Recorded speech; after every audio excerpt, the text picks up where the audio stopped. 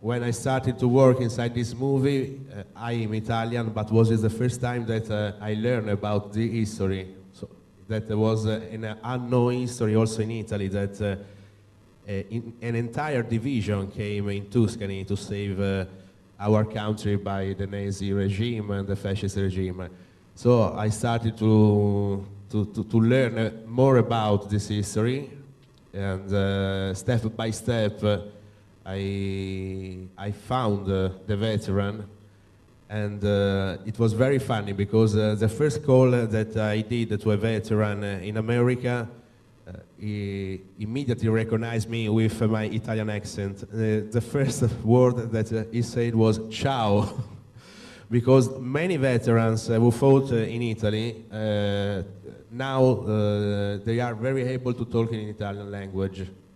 The project was a project with a multi-ethnic and a multi-country crew, and also many other people enter in the project because they believe that it was a project absolutely to tell as a documentary. It was very strange that there are many USA documentaries, and I think that there are many documentaries about Tuskegee Airmen and 761 Tank Battalion, but I don't know if there are a solely specific documentary about the 92nd Infantry Division. And I was very excited in telling a story that was happened in a country, Italy, and I was very excited to show how Italians were grateful for the sacrifice of the Buffalo Soldier. So this is the main reason and the main purpose that moved me to do this project. You know, in my book, it's, you know, it's first person, it's their stories, it's their words, me trying to give them a place to share their stories with us in a way that we can understand and relate to them. And then in your documentary, it's just it's so many nuances in a way because you're Italian and how you see it, and also you're young and just it. And it kind of makes me feel hopeful, because when I wrote We Were There, it was like I was like in this sort of desperate search to find myself, I think, and I sort of found myself through their voices and realized what some of the actors had said, that they made it so that I could be a professor at NYU and be an author, and so many doors opened for me because of the sacrifices of these men who I don't even know how they did what they did. And it's just really makes me feel really good to think that, you know, these stories could go on, because so many of the ones that are even in my book are dead and, you know, or really, really ill, and a lot of them don't tell their families what happened to them. So I've always worried that the stories would just sort of go away. The process in the research work contains also reading the report of the Fifth Army in Italy, because it was very important also that every single battle in Italy was verified before to show, to tell. And it was funny because at the beginning I wanted also to interview some maybe old Italian that was collaborated with the Nazis, so some fascists, because I read a report in which a Monte Rosa division was a division who fought against the Buffalo Soldier in Sommo-Colonia. This man recognized the valor of the Buffalo Soldier. Was strange, because it's strange to think that an enemy recognized the valor. And this man said that Buffalo Soldier were valor soldier. The problem of the Buffalo Soldier were the white officer in command of the. So the enemy knows better what's the problem inside the 92nd Division, that the main problem was the command of the white officer.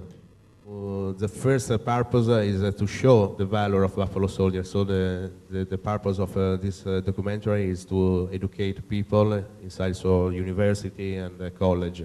This is the main purpose to show the documentary. Okay, And so the military has changed a lot. It's changed, you know, in a way it's more ahead of America, because if you think about the fact that it desegregated in 1948 and America really didn't desegregate until the mid-60s, you know, a little bit behind.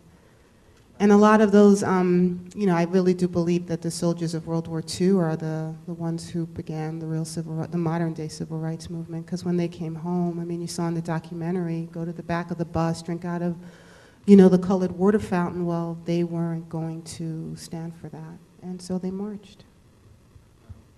I think it's also important to note that the African American press of that time waged a campaign to, I mean, it seems really odd, but to give blacks the right to die for their country, because I think that they realized in being able to fight that that was a way that we could get recognition and be considered real Americans.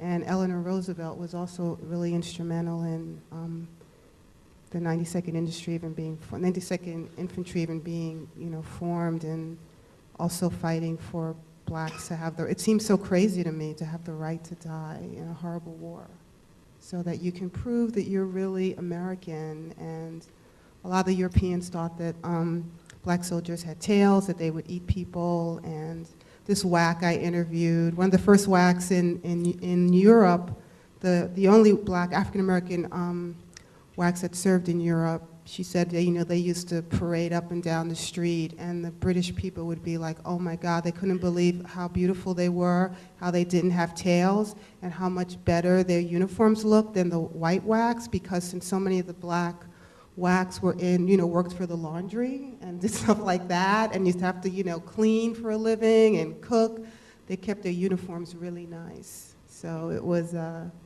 kind of, that was a really fun story.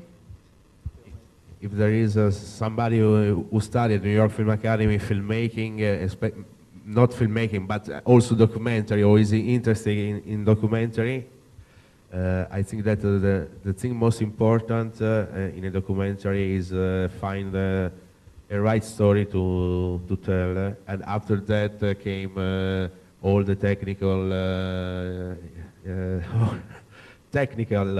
and edit. But the focus, for start, is find a story that is a big honor to tell. So, and other things very important, I think that is take very attention to the research, verify every details of your research. And interview many people as possible about an argument, because many point of view can be useful to you to try to find the right way of your subject, your documentary. So it's a hard work to do. But I think that the documentary now became very important in our society. So, and also people who like filmmaking, not only tell a story, can also show through the documentary his art, his artistic mood, his artistic way. Many documentary now can be with the fiction, so you can do reconstruction of fictional side inside the documentary. So in one sense, you can do also the work of the filmmaker doing a documentary. I don't think that documentary is a B series or B side of the filmmaking. Tell stories that haven't been told, and I think that's the best advice I could give. There's a lot of stories that haven't been told, a lot of important stories. And listen to people.